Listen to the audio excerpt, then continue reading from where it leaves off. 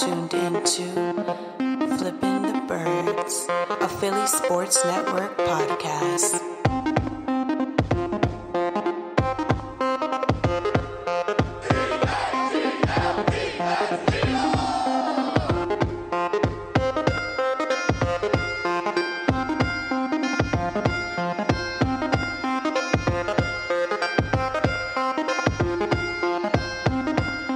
What's going on, Eagles fans? Welcome all to episode 25 of Flipping the Birds, and it's the first episode of 2020. We're going into the new year as NFC East champions. We're going into the new year as Chris being a new father. I'm tired. Yes. That's dad life. But we're just going into the new year with playoff aspirations more than anything. We are NFC East champions for the second time in 3 years. Second time in Doug Peterson's tenure as a head coach in 4 years. I feel bad for Redskins and Eagles fans, Redskins and Giants fans, because in Doug Peterson's tenure they have not won it at all. It's been Dallas Eagles. That's very true. I mean, not to say Dallas is good or anything because they suck, but it's the new norm, right? This is what we're supposed to be saying. That's the new norm. And I think that's what the new norm is, actually. It's like the urgency of, like, late-minute runs. The new norm is giving people heart attacks September through October, and some of November, only to boost up our morale in December and get really hyped for January. They want to make you hate them, like, the beginning of the season. Then mid-season, you start worrying about them. Then the end of the season, you're like, you don't know how to react anymore. Like the Eagles now, they want to start off hot, Redskins game, then drop really easy games, Lions, Falcons, beat really hard teams, Packers, destroy really bad teams, the Jets. Seem like everything's going for them, and then the Vikings game, then the Dallas game, and then you finally get back on track with the Bills and the Bears, and then the Patriots, losing streak, and then the Patriots, and then Seattle, and then fucking Miami. By the way, Miami beat New England. I know. I'll put that out there. What's today? Tuesday. On Sunday, I said that I was I was at the game. For those of you, some people knew who we were. I was exchanging beer for knowledge. I went after E-Rock and Gale and Prime. Shout out to 4th and John crew. Dropped off a 30 of Bud Light to my tailgate. I was getting them out. I was like, hey, you know who Philly Sports Network is? And if they said no, I wouldn't give them beer. So, all right, see ya. So I went up to some people that were next to us, and it was like a bunch of Eagles and Giants fans. I was like, oh, you know Philly Sports Network? They're like, yeah. I'm like, they're like, yeah, Liam Jenkins? I'm like, yeah, I write for him. They're like, no, you don't. I'm like, yes, I do. Oh, you know the podcast Flipping Birds? He goes, yeah. Well, that's me. No, it's not. I had to take out my phone, pull out my Twitter, so I gave him some beer. So it was cool to see some people like that. But yeah, it's I forget what I was saying. It's been a wild ride. I mean, if you look at 2019 in review, Eagles started 2019 with a heartbreak. Alshon drops the pass from Nick Foles. That's what I was saying. I'm going to interrupt you right now. I went up to someone and said, our Miami loss doesn't look so bad anymore. They lost to the Patriots. And someone was like, who gives a fuck? Damn. I was like, oh, okay. That's a little harsh. But we've come a long way, man. I mean, like I said, from the Alshon drop to being super hyped preseason-wise to when the season starts, everybody just drops like flies again. Injuries once again plague us for the third season in a row. And now we're here. It's been like the 60th season in a row. It's like never ending with all these injuries. It's just constant. This is every week. Like last game, I'm sitting there in the stands, and all of a sudden, obviously because it was pouring, so I'm not on my phone or anything. So I just see a lot of Boston Scott. And I'm like, where's Miles? This is a little concerning. And then the guy behind me is like, who also knew who Philly Sports Network was. The guy behind me, he goes, "Hey, Sanders out." So I pull out my phone and look. I'm like, "Oh fuck, are you kidding me?" Yeah, that tore me apart. But he did pass Jacobs for the most scrimmage yards. He did. And he should be rookie of the year. 100%. Yeah, 9 carries for 52 yards to start the game. I just want to put that out there. 100% should be rookie of the year. See, the Miles Sanders brand is thriving right now with me. See, all season long, I've been pounding the table for Miles Sanders. And everybody was like, no, Jordan Howard, extension, Jordan Howard. He should still be extended. Yeah, I do agree with that. He should be part of the backfield. But I don't see it likely happening because Miles Sanders and Boston Scott. Imagine Miles Sanders had he had a 3-game stretch from the Jets to Dallas. 9 carries for 15 yards, 3 carries for 6 yards, 6 carries for 21 yards. He was struggling. I know he was struggling. But look, he defines the Eagles, bro. You start off rough, but you end on strong.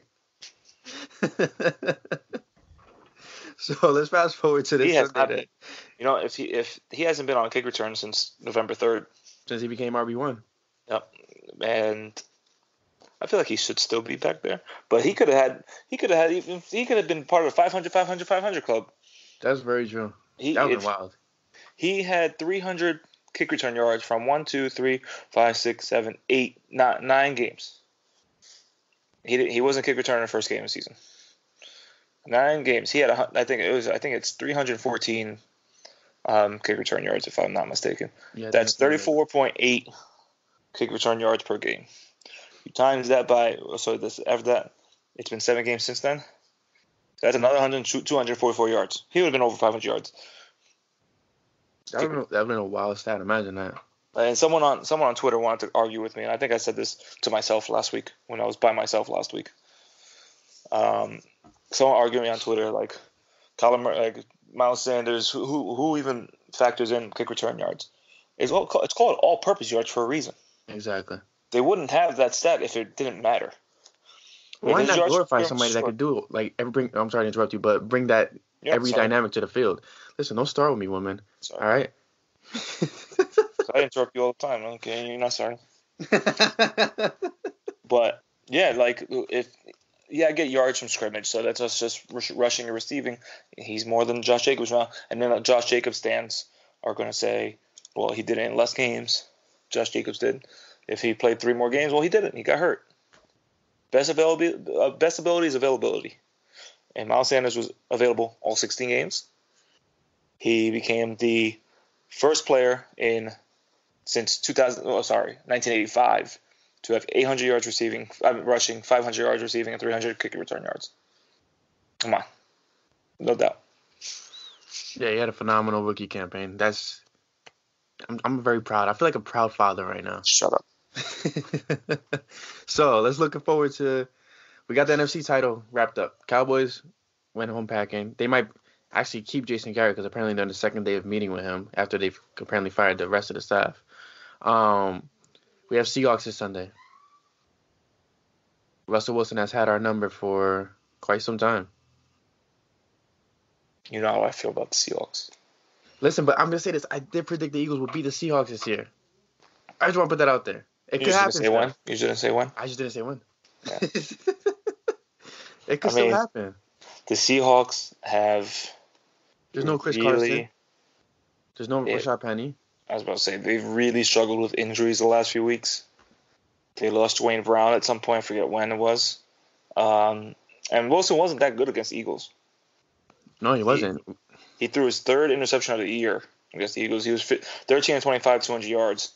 But he also had 6 carries. 3 carries for 15. But they were first down carries. Like he always does. He doesn't rush for many yards, but he always makes sure that he extends drives. 200 yards, 1 touchdown, 1 interception. He was sacked 6 times. Since then, the least amount of times he was sacked was once last week against San Francisco, which is really surprising when you're facing a defensive line like San Francisco. But since the Eagles, he's been sacked twice, 5 times, twice, 5 times, once.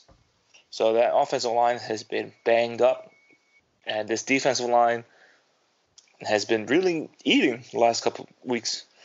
Against the Giants, they were in the backfield pretty much the whole time. That Daniel Jones, young guys are eating. They are. They're hungry. Vinny Curry is showing some life. Yes. Josh Sweat is showing some durability. Josh Sweat is showing durability. He's showing that he deserves the playing time that he's getting. Fletcher Cox is waking up And you don't want to have woken up Fletcher Cox in January. Like he was pretty slow to start the season just because of his foot injury and all that. But now he's healthy. He's in there. Defensive line is doing work, and they're about to feast on a Seattle offensive line that is so banged up. And then you lost Rashad Penny, you lost Chris Carson, you lost, I forget who the other running back they lost. They lost 3 running backs, and then you're going to bring Marshawn Lynch from retirement after 2 years, or last year. I think last October was his last carry. And then now I think they brought in 2 more running backs today too, or they yesterday. Brought Turbin in as well, right? Yeah, they brought in 2 running backs yesterday to work out. But if you're looking to sign a running back a few days before playing the top rush defense in the league, it's not a really good sign. It really isn't. And another thing is, I think Tyler Lockett he got injured in the San Fran game, not out of season injury, but he got a little banged up. So the Eagles definitely have an advantage coming into this game. My only fear though is, which is weird, it's going to be very weird for me to say this, Rasul Douglas is my only fear right now. I don't know if you agree with me, because he's been a little iffy. He's like, I don't know, like Sidney Jones has been playing lights out. I was about to say, for for Rasul Douglas to do what he's doing, and it's not been doing great, Sidney Jones has stepped up. The kid is like, he's been on top of it. You should have heard MetLife on Sunday when he had that deflection and LeBlanc had his stuff going. Mm-hmm. This cornerback group, besides the so-so play of Douglas and the so-so play of Mills, they're back to where this secondary was last season at this time. Mm-hmm. Last November was when all the band of misfits kids of the secondary came together, when LeBlanc first came to the team, and you had Ballsby on the damn team. And, you had all these no-names coming off the practice squad. Now we have the practice squad on the offense. Last year we had the practice squad in the secondary, and they came together. And this is the time when I know Maddox got a little tweaked up, but I think he's going to be okay. But last year it was the time that Maddox was the best corner in the league. He was rated the best corner in the playoffs. He's the best corner in the latter part. No. Grayvon was rated the best corner in the playoffs. Grayvon. But Avonte Maddox was rated the best in like the last part of the season. Okay. So, when you have that group that knows how to play in December and January, who did it so great last year, things are looking up. I just feared Rasul Douglas more than ever because, and correct me if I'm wrong, obviously you always do anyways, seeing Douglas play cornerback the last few weeks has been watching very uninspired football in my opinion. Like, he's seen very lackadaisical. He seemed very, I don't know how to say it. He's just not there. Like, the technique, the actual aggressiveness, like what Jones is bringing to the field, is not there on Douglas's part right now, and that's my biggest fear. As from the get, we've been Rasul Douglas fans. Oh yeah. Preseason, and I'm a huge Rasul Douglas fan because I feel like the guy in the world. But it's just like it's been uninspiring football on his end, in my opinion. It's maybe he's the snitch. Speaking of snitch, did you see Orlando Scandrick's face? Scandrick, you gotta kiss my ass. Skip Bayless told me he was dry snitch, and the guy looked like panicked, like what? Like Orlando Scandrick came into whatever it's called, Undisputed, ready to be on Skip's side again against Shannon Sharp. Skip flipped it. They were ready to go 2-on-1 on Shannon Sharp, and then Skip says, "You were a snitch." I hate Skip Bayless with a passion, but I cannot lie and say I did not I didn't respect that man for that moment. Like, you pretty much said, you're the reason why this Eagles team is how they're playing right now. But he literally said that though. He's like, you lit a fire underneath them, and whether it's factual, whether it's false, like that definitely created something within. Yeah. Like, who cares if it's true or not? Yeah. He was the one who was like, "Oh, was I lying?" Who cares if you're lying or not? You're still saying shit that's happening in the locker room. Which is like, it's kind of like, it's like bro code in the NFL. You don't talk about what happens in the locker room. Like, it's an unknown, it's like an unwritten rule. But yeah, that was hilarious. But back to Seattle. So I think the corners are my only concern. I feel like Carson looks pretty damn good right now. I feel like he's going to have a very spectacular game coming into this first playoff game. I just worry who he's gonna rely on. I'm not too concerned. I'm reading up on the injuries, and because JJ's still banged up. It was a decoy on Sunday. no, I don't mean injuries for the Eagles. Injuries for Seattle. Michael Kendricks, old Eagles linebacker, current felon. Wasn't he supposed to go to jail by now? His court date's in February, but he tore his ACL against San Francisco, so he's out. Okay, which means he's guilty anyways. Yeah, he's guilty. They lost. Seahawks lost Jerron Brown. Big loss for speed. Yeah, he's big time speed. Dwayne apparently, Dwayne Brown's going to be back this week, but he had a knee injury. You come back. You're not the same. It said Pete Carroll says he has a shot to get back this week. Phil Carroll said it would be a miraculous recovery for a player who had knee surgery only a week ago. Oh yeah, there's no way this guy is gonna be effective at all, even if he does come back. Quandre Diggs got hurt last week. Apparently he might play, but that's a piece of the secondary. You know, Mike Kendricks, I just said is out. What about Clowney? Clowney's back to normal health, or it said defensive ends with Davion Clowney returned Sunday after missing the previous 2 games. While his core injury is still an issue that isn't going to go away, the Seahawks are expecting that he'll be able to play this week as well. Pete Carroll said he's sore today, but he played throughout and looks to be playing this week. It should be out at practice and all that. We'll work him through it, but we're counting on him being available to us. Then they're saying Marshawn Lynch came out healthy. Right? Well, congratulations. I mean, it's healthy to begin with, but so they're really banged up. And what about our side? I mean, you're looking at Brooks is out for the whole.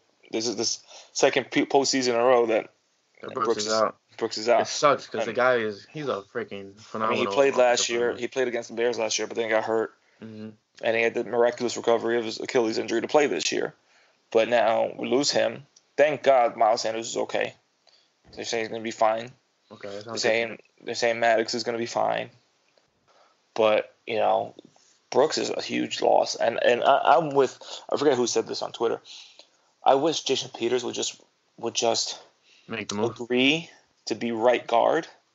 Because him and Lane Johnson, granted, if Lane Johnson comes back this week, I think he will. There's no way he's going to miss his playoff game. I think they held him out because of this the expectation of beating the Giants, as well as Miles Sanders. Like, I feel like Sanders could have came back in the game because he was playing still with the ankle injury. Yeah, so I feel like they held him out for that reason. If you saw him in the locker room after the game, he was celebrating fine. He was dancing. He was fine. Carson Wentz was naked in the background at some point.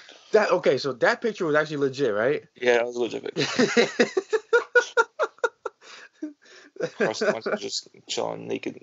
Just chilling naked in the locker room, bro. Yep. And, that's definitely the photo of 2019. Yeah, that has to be it. Yeah, so now, I mean, I'm confident about Sunday. It's I wish it was a Saturday game, just because you had Seattle and San Francisco pretty much beating each other up on a Sunday night, and then you want them to travel cross country to play on Saturday. Mm-hmm. That'd be ideal. Yeah, look, it's Sunday. I mean, it's all right. Doesn't look like it's gonna be a factor.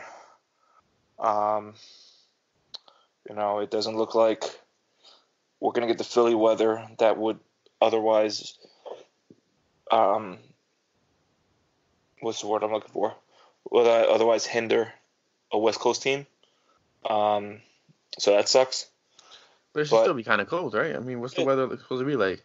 I think it's supposed to be in the low 40s, but with sun. So it really doesn't matter. Seattle's been playing in 40s like all year, so they're used to it.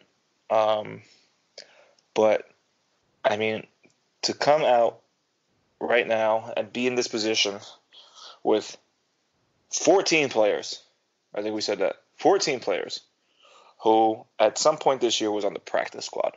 Yeah. At the practice squad. And for Carson Wentz to be the first player in NFL history to have 4,000 yards passing without a wide receiver, not tight end, without a wide receiver with 500 receiving yards or more. The closest is Alshon Jeffrey with 490. Like, how do you say that that's not impressive?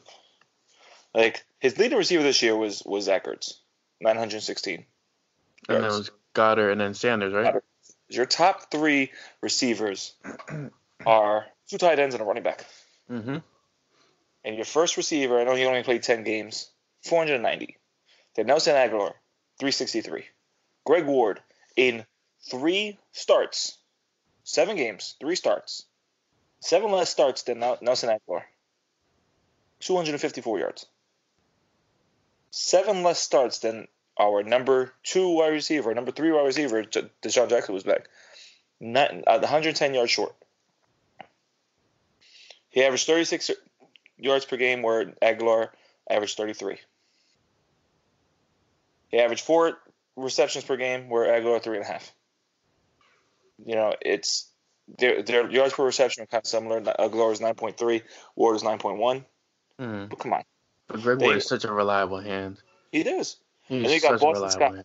You got Boston Scott, 2 games, 2 starts, 204 receiving yards. JJ, I still love you, JJ. He's banged up. He's played dealing with all that foot 16 injury. games. He's played all 16 games apparently. I did not know Oh, that. wow.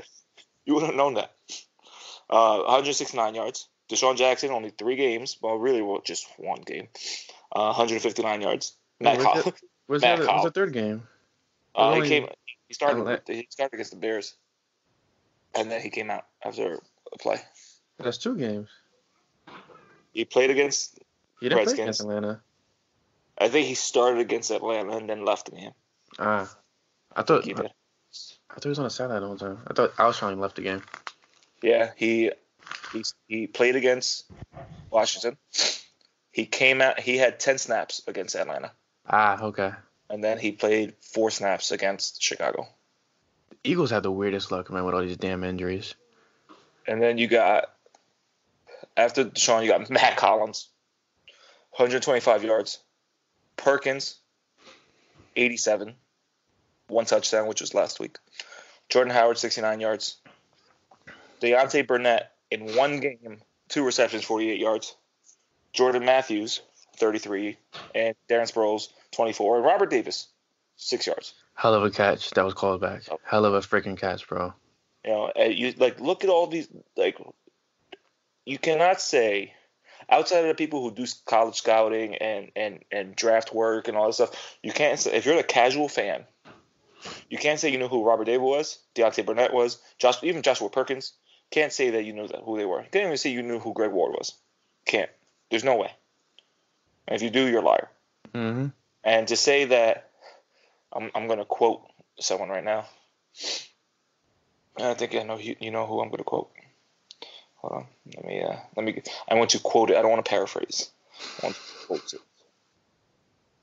To quote, need to get something off my chest. I do not find the stat about Wentz throwing for 4,000 yards with no receivers over 500 yards very impressive. I'm sorry, but I just don't.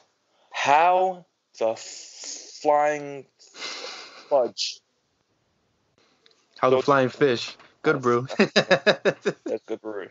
But how do you not find that impressive? Carson Wentz just became the first player in Eagles history to throw for 4,000 yards. Became the first 7 interceptions in the season. Right, 27, only 7. Right. I think I saw a stat that no other quarterback, or maybe a couple others, have had 25 plus touchdowns and single digit interceptions in consecutive years. He's making history, but you're not impressed by that? Shut the hell up. Sorry, he's not Sam Bradford, man. It's all clickbait at the end of the day. He's not Sam Bradford. That's why. Sorry, Liam.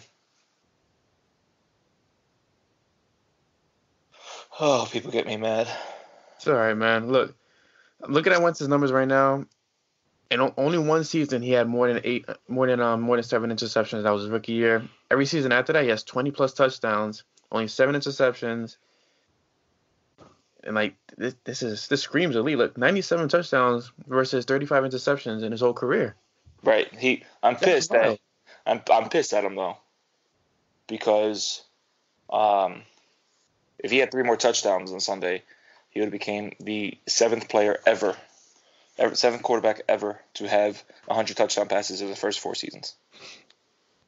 Happens, man. But look, at least I feel like this redemption season for Wentz was the step in that he needed and that Eagles fans needed, so we could let go of the Foles act.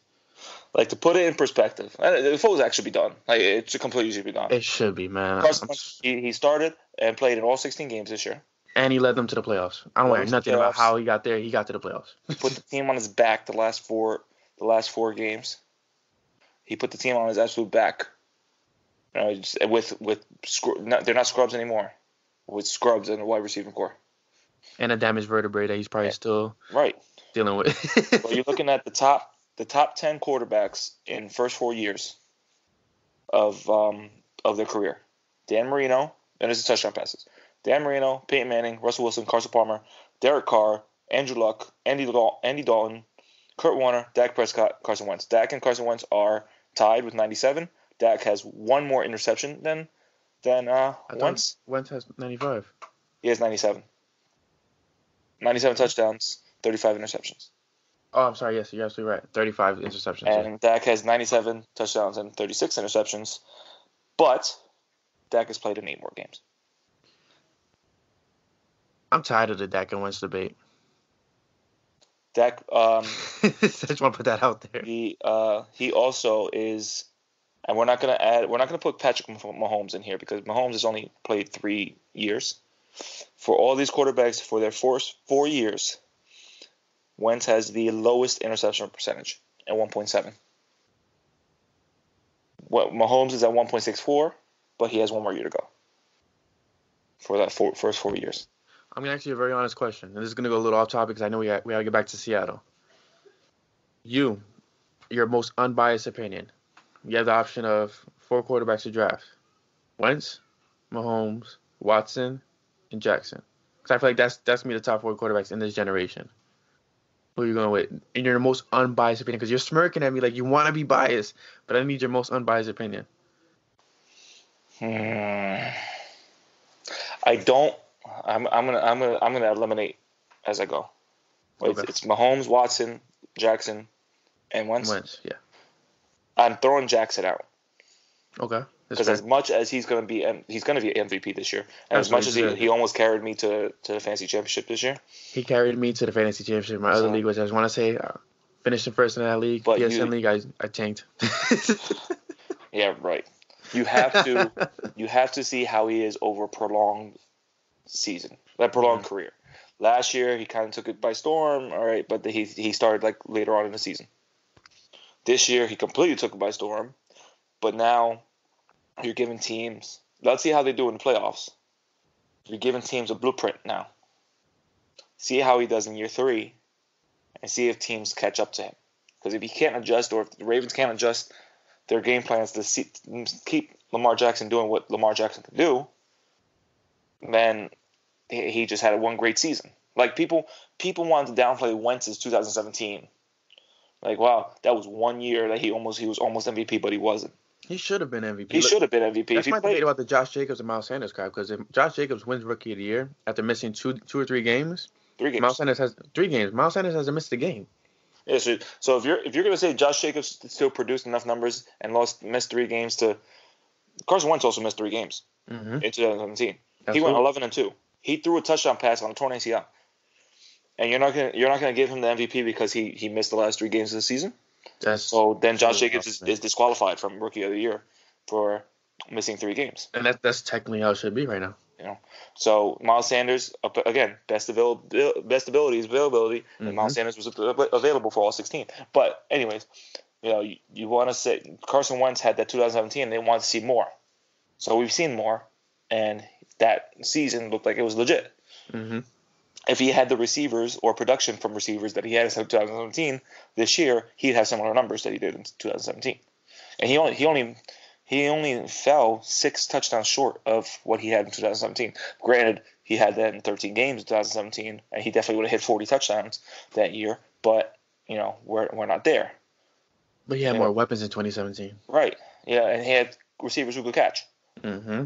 If Aguilar catches a couple touchdowns, JJ catches that touchdown against the Lions, we're probably having a 31-32 touchdown season right now for Carson Wentz. Yeah. You know, and so you have to put that into account. So we're talking about Lamar Jackson having this one great year, and you want to build your team around him. wait until next year. If he could do it 2 years in a row, then you're like, all right, maybe he's legit. Mm-hmm. But you got to see if this is sustainable. Or does he end up being the next RG3? Yeah, the moment that guy catches a knee injury, it's gonna be tough. It's done. Because, in the playoffs, when you're facing all these defenses, it's a brand new season, and it is. Everything goes out the window. They're gonna go after his knees. These teams are ready to win a Super Bowl, and they're gonna do whatever they can to take out their star player, and that's Lamar Jackson. Okay, so we eliminated Jackson. I'm gonna eliminate Watson. Okay, that's interesting. I'm gonna eliminate Watson. Deshaun Watson through 3 years, 71 touchdowns, 29 interceptions. He has 757 yards rushing, and he's played 38 games. I think that's how much you're supposed to be playing in 3 years. 3 times 16 is 48. No, he's missed 10 games. Yeah. So you want to talk about Wentz being quote unquote injury prone? You want to talk about Watson too, who's missed more games than Wentz. He has more weapons around him. He has DeAndre fucking Hopkins on his team. Will Fuller, Kenny Stills. You have Carlos Hyde, who's a really damn good running back. Duke Johnson in the backfield. Duke Johnson, when Lamar Miller comes back from his torn ACL. You have and they traded the farm for Laramie Thompson. Yeah. But you have all that, and then what does that give you? Give Wentz those same players.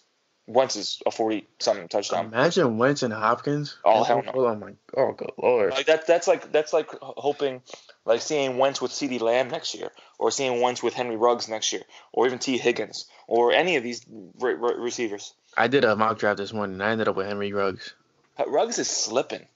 He's slipping hard. He's slipping, and don't let Ruggs get to the Eagles. I'm telling you right now, because you get Ruggs of that speed. He's a 4.2. I think he's a 4.22 or 4.23 speed. And that's all Wentz needs right now. Like that's what he wants in his game. He wants the deep threat. He wants the speed, and that's what they're missing. Like Henry Ruggs. Like imagine hearing Merrill Reese next year. Wentz drops back, throws touchdown. Henry Ruggs, 90-yard touchdown. Damn. Speeds past Xavier Woods. Speeds past Adobe Awuzie. And don't say Byron Jones because we don't know if he'll be there. He might be on the Eagles. But it's such a great draft for wide receivers that if we don't get one of these top ones, it's gonna be a disappointment. But at the same time, Eagles drafting in the 20s now kind of puts you out of that range. Yeah. Maybe they trade up. They traded up last year. Maybe they trade up. But I think they'll pull it off again. But a question, because you probably done the mock drafts a lot more than I have, obviously. Justin Jefferson, where is he falling? I've seen him anywhere from the second round to the third round. Okay. That I've seen it. That's why when I do these mocks, I kind of do a couple. I do one where I either take a defensive lineman or corner in the first round, and then I wait till later on in the draft to address wide receivers because it's so deep. Like you get a Brandon Ayuk from Arizona State. Yeah, but I want that number one option, bro. You gotta go. If you go back to back, second, third round, you get Brandon Ayuk and Justin Jefferson. That's pretty damn good. That'd be amazing. Even it might probably better than just able to get Henry Ruggs, and then not being able to get another wide receiver until much later in the draft. You get an impact defensive lineman to pair up next to Cox. Even with Malik Jackson back, you still got to address the depth on the defensive end. I know we got Sharif Miller waiting his turn, but now Deshaun Hall. I have a question about the defensive line that I want to run by you, but go back to the quarterbacks because you're finishing up. You're on Watson. I'm all tangenty. Super excited for the new year. But yeah, Deshaun Watson, no. So that comes down to Patrick Mahomes and Carson Wentz. We saw what Mahomes can do. 50 touchdowns last year. Absolutely. That's no fluke. That's no fluke. Weren't really like they didn't know what to cover with him. This year, 26 touchdowns, 5 interceptions in 14 games. Mm-hmm. Obviously, a big drop from last year. But he did have that knee injury. Yeah, he got hurt. He went 5 straight 5 straight games without an interception. Then he threw 1. Then 2 more without an interception. Then he threw 1. Then 0. Then 1. 1. Then 0. Then 1. He protects. He only had 3 fumbles this year, whereas Wentz has to fix that, man. Wentz has to fix that, and I'm sure he will. I'm gonna. He did better against the Giants. Yeah, my unbiased opinion, I'd give the slight edge to Mahomes. I have to. Okay. I'd be called a homer or Wentz stan if I didn't, but it's only slight, And Mahomes is doing this with Tariq Hill, Sammy Watkins, Shady, McCall Hardman, Damian Williams. Mm-hmm. He's got endless weapons. Travis Kelce. Yeah. He's got endless weapons.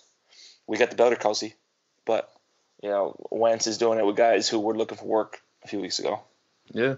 And I think right now it's 1A, 1B with Mahomes being A. I think I strongly agree with you on that.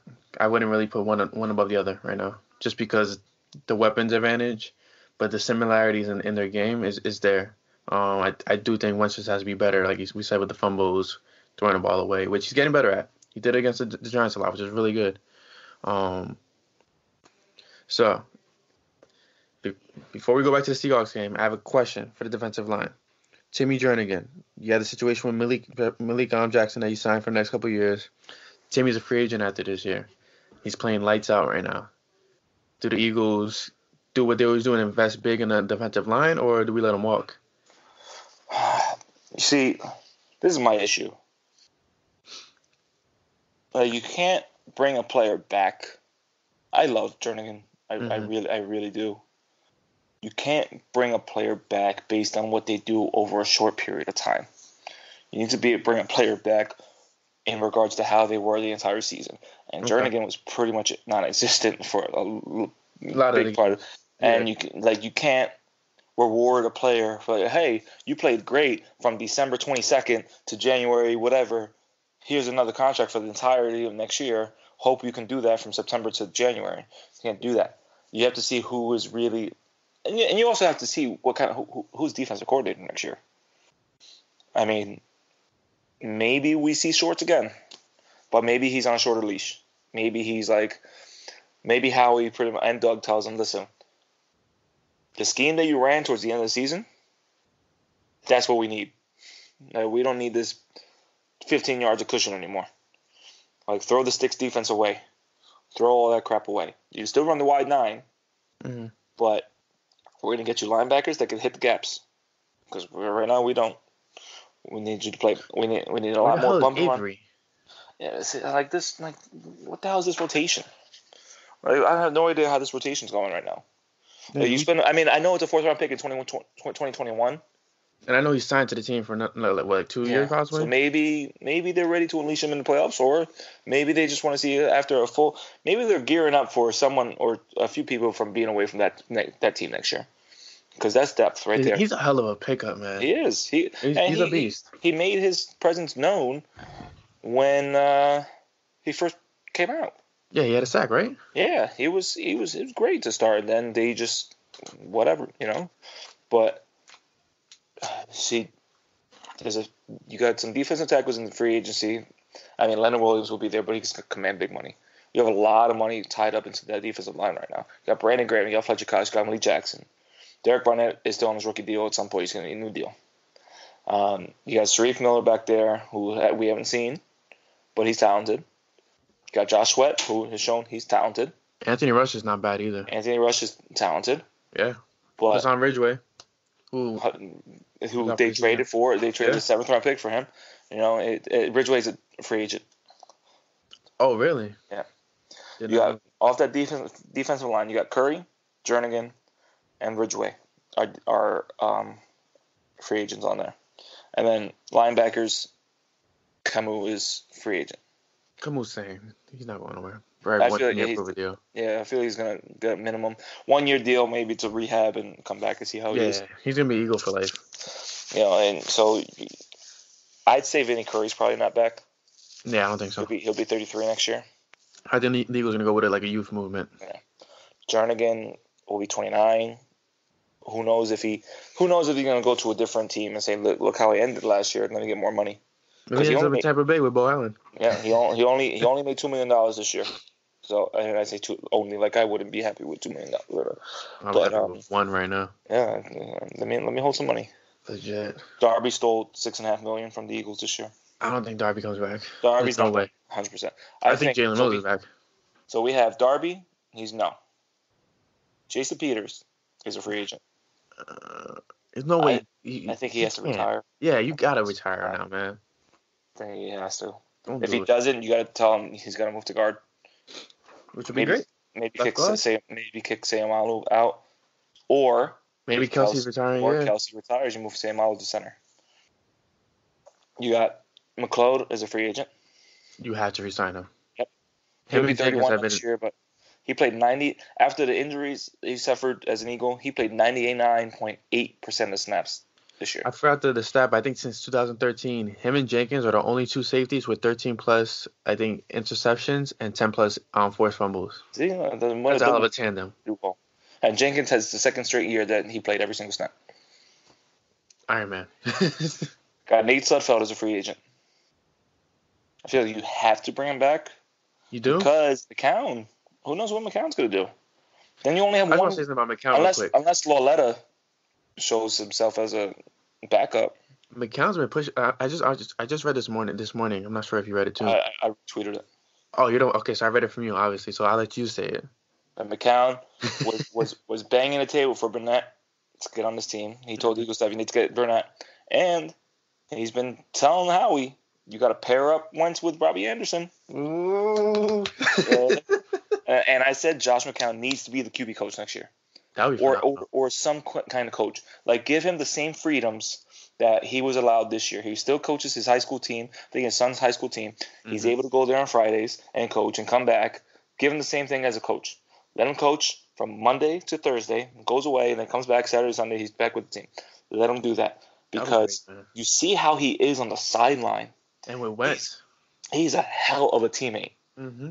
It's like, I'm sure Wentz doesn't have the kind of season he has this year without McCown. This is McCown's first playoff run, right? This is McCown's his whole career, 17 years, first playoff run. First game in January that matters for McCown. And you see how he is. You see how he was with Boston Scott. See how he was with any player that makes a play. With Cravon, I think when Robert Davis made that catch, he was up there. He is a hell of a guy, a hell of a coach. You do whatever you can to convince him, hey, Mike Groh's not going to be back next year. You want to be offensive coordinator or QB coach or something, because he has been around the block a few times. That would be a smart move for an OC, honestly, or QB coach. Because he's experienced so far. You look at what the Cowboys did. I know he's not part of the team anymore. Well, who knows what's going on with that?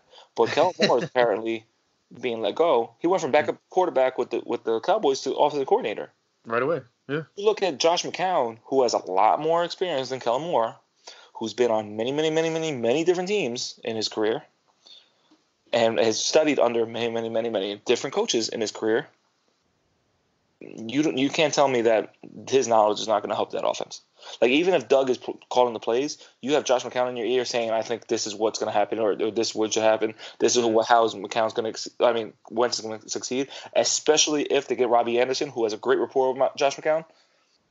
Like, it just makes too much sense. Yeah, absolutely. I 100% agree.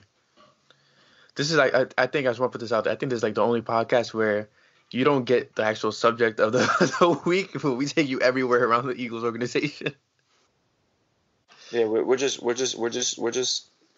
This is the tangent episode. Our podcast is a circle. We're gonna start at one point, come around back to that point, but on the way, we're gonna take you on a whole nother ride. It's a circle, but it's one of those dream catcher circles. All those lines that are in between. That's this podcast today. 2020, right? So we've covered a lot of things. Now let's regroup. Let's get back to Seattle. 4:40 p.m. I think it was at 4 o'clock, right? Something like that on Sunday. 4:40 p.m. Seahawks visit Philly once again at the Link. Last time we held them to 17 points, but last time our offense did not show up. Our offense actually made their defense, made their secondary look really good. What's your biggest must-do about this game for the Eagles offense? contain Russell Wilson. Oh, offense or defense? Offense, yeah. Commit to the run. It's even though Seattle has those injuries, they still got a pretty good passing defense. Yeah. Is Ansah still playing? Ansah's always hurt. Yeah. I'll give you the rankings right now. They haven't been the greatest the last couple weeks. Last few games, they lost 26-21 to Niners. They gave up 27 points to the Cardinals. They gave up 24 to the Panthers. They gave up 28 to the Rams, and they gave up 30 to the Vikings. That's since the Eagles win. Since the Eagles won, they were 2-3. So the defense has not been the same. The defense has not been the same. Giving up against the Vikings, they gave up 354 total yards. They gave up 293 yards to Jared Goff, 455 total. They gave up 269 yards to Kyle Allen, or whoever started that game, Kyle Allen or whatever, in the Panthers, 414 yards total. They gave up 412 yards total to the Cardinals. Not many passing because Kyle Murray can't, he's just more of a runner. And then 398 yards total to the Niners. So almost 4 straight games of over 400 yards given up. Okay. After giving up 344 to the Eagles. And that's passing yards? That's total yards. Okay. How about rushing yards? Rushing yards, they gave up, since the Eagles, 78 to the Vikings, 162 to the Rams, 145 to the Panthers, 253 to the Cardinals, and 128 to the Niners. So there you go. Rushing yards, 253 to the Cardinals? Yes. Who the hell was running back there? Bo Jackson? I think so. So, in that game, hold on a minute. So, Kenyon Drake had 166 yards. Good Lord. Kyler Murray had 40, and Brent Hundley had 35. I think Kyler Murray got hurt that game. Holy crap. So, yeah, their defense, running the ball against the run? Nope. So you're saying there's a chance? I think there's more than a chance here. I think the Eagles win. I really, as much as I thought and I knew they would lose to the Seahawks earlier this season. The Seahawks, they've lost too much. I think they've lost too much in regards to injury. They don't have the personnel right now to stop Miles Sanders, stop a healthy Jordan Howard. And you've seen Boston Scott, we have Earth, Wind, and Fire right now. You remember that? That was the phrase that they used for the Giants backfield, right? Yeah, when they had, it was Brandon Jacobs, Ahmad Bradshaw, and Ward. Yeah, Derek Ward. Yeah. Yeah, that was successful. That's what we have here. Brandon Jacobs is Jordan Howard. Ahmad Bradshaw is Boston Scott. And Derek Ward is Miles Sanders. Bradshaw, when it was them three, Bradshaw didn't have much of a role. Yeah. Bradshaw got the role later on. So that's what it is right now. And you run RPO with that tandem. Wentz, slinging it down to Burnett and Davis and Ward. I can't wait for this game. I'm not gonna lie. My Greg Ward college jersey was shipped. Yeah? So when is that arriving? Probably next year. It's got to go through customs and all that good stuff from China. Oh my God. So what's your prediction? What do you feel? It's going to be a close game. Every game, it was a close game on Sunday until they broke it open later on in the game. It was 17-17 after that 68-yard touchdown by Saquon Barkley. I'm sitting there next to Giants fans and all like, let me tell you something. There was this old lady behind me, and it was when I think Davis had that catch that was called back. I think it was Davis. He had that catch that was called back. Yeah, because it's Big V had that. Yeah, he had that penalty, and I'm pissed off. I'm turning, and I turn around. I make eye contact with this lady in her 60s, and she puts her fist on her cheeks. And starts turning them like I'm crying, and she's like, "Oh, poor baby." And I'm like, "Okay, it was just one play, I'm good." And then the very next play, is that other catch by Burnett. Mm-hmm. I turn around, I gave her a look, and she goes, and she put her hand over her face, and she would not look at me. Every single touchdown since then, or every single big play since then, I turned around, gave her a look, and she was just like, she kept saying, "I'm sorry, I'm sorry. You shouldn't have opened your mouth. Shouldn't have opened your mouth. Don't." That's why I never talk trash in the middle of a game. You never know what could happen. But judging by Seattle's 18th ranked defense on Football Outsiders and DVOA, they are against the run. According to DVOA, they are. Hold on, where are you? They are 17th against the run. Mm. Oh no, what am I doing? No, rush defense. There we go.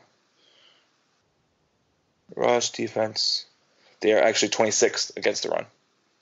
Oh, good Lord. 17th total. And against the pass, they are 15th. Okay.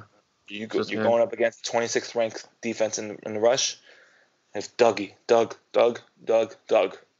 Doug is a different Doug. Playoff Doug is different Doug, but please, we don't need a 50 pass attempt Wentz. No. Good 24, 25. I'd say 30 to 35. Okay. But you need to have like 30 to 35 also running attempts. You can if we have a healthy Sanders, healthy Jordan Howard. It's gonna be. We had that at the beginning of the season, but they didn't know how to use it too. Yeah. You see how you can use it too now. Mm-hmm. Plus Scott sprinkled in there, or put Miles Sanders in the slot, or even on the outside. You can do that too. Which they've done a lot lately. You can run this team to the ground, and we all know Lincoln Financial Field's been exploding on Sunday. I think tickets sold out within 5 minutes. It's people are going to be waiting outside the damn stadium, watching it on the screens. It's wild there. Wild there. And for the first Eagles playoff game there in a long time, since the Super Bowl run, it's going to be wild. Especially with Wentz playing. Eagles win. Wentz's first playoff game. Are you kidding? And Wentz is going to silence ESP. I'm sorry, the initials. ESPN. And Eagles are going to win. I think it is going to be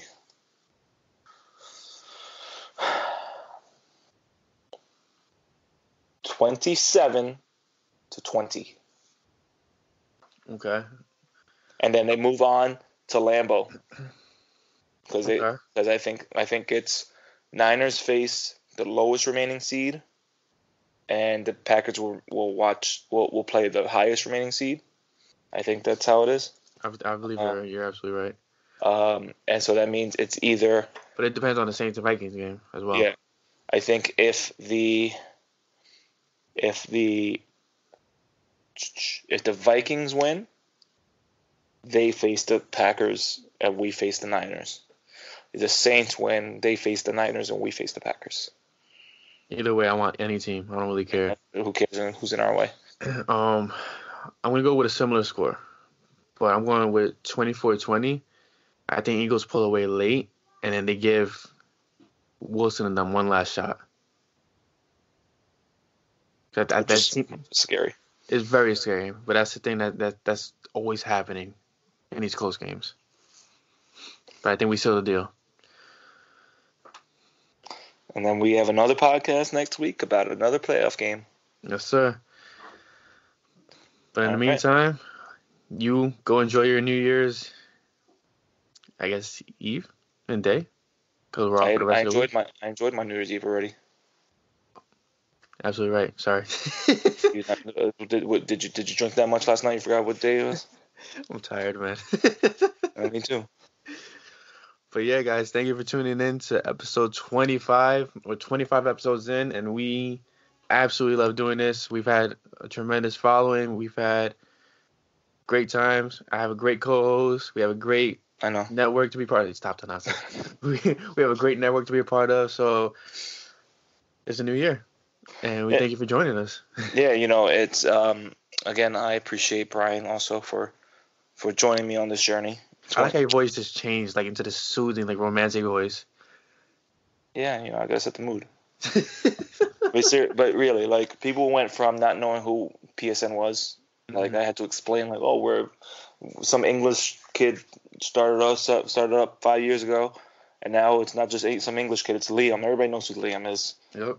Now, he's getting girls to tell him that they're going to visit London. They need to have him be their tour guide, and he's being compared to Joe Burrow in his looks, and he has a green screen now, and and now again, like on Sunday, people knew who we were. When I would ask people, who Philly Sports Network was, they knew who we were. Mm-hmm. The Fourth and Drawing crew knew who we were. Everybody starting to know who we were.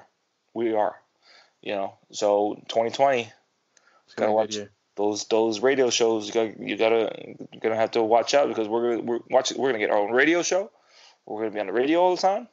Gonna be able to quit my job and do it full time. Mm-hmm. Don't tell my wife.